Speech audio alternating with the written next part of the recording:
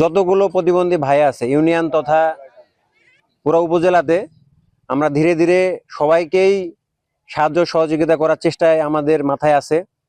আমাদের প্রধানমন্ত্রী জনাব তারেক রহমান মাত্র দেশের রাষ্ট্র পরিচালনার দায়িত্ব নিয়েছেন।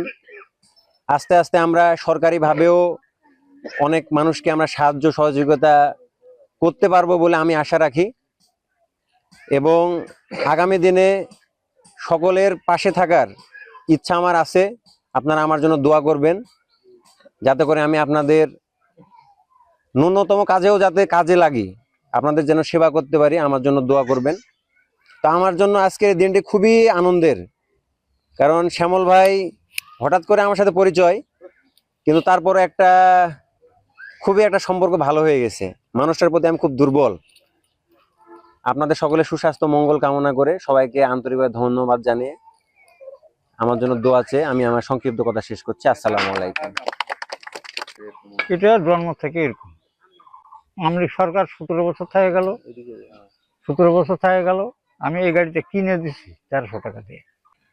তা আমি সরকার থেকে কোনো অনুদান পাইনি।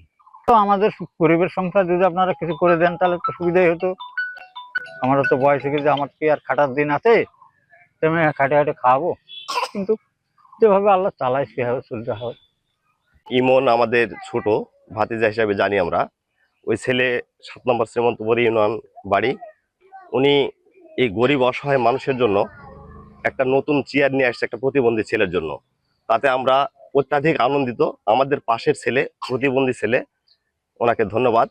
উনি যেন এইরকম অসহায় মানুষের পিছে দাঁড়াতে পারে। আমরা আজকাল যে 7 নম্বর শ্রীমন্তপুর 6 নম্বর ওয়ার্ডে কামারপাড়া গ্রামে আমার ধীরেন চাচার একটা ছেলে প্রতিবন্ধী আমরা এখানে বড় হতে দেখলাম। প্রায় 16, 18, 20 বছর বয়স হবে। তিনি খুবই কষ্টে থাকেন।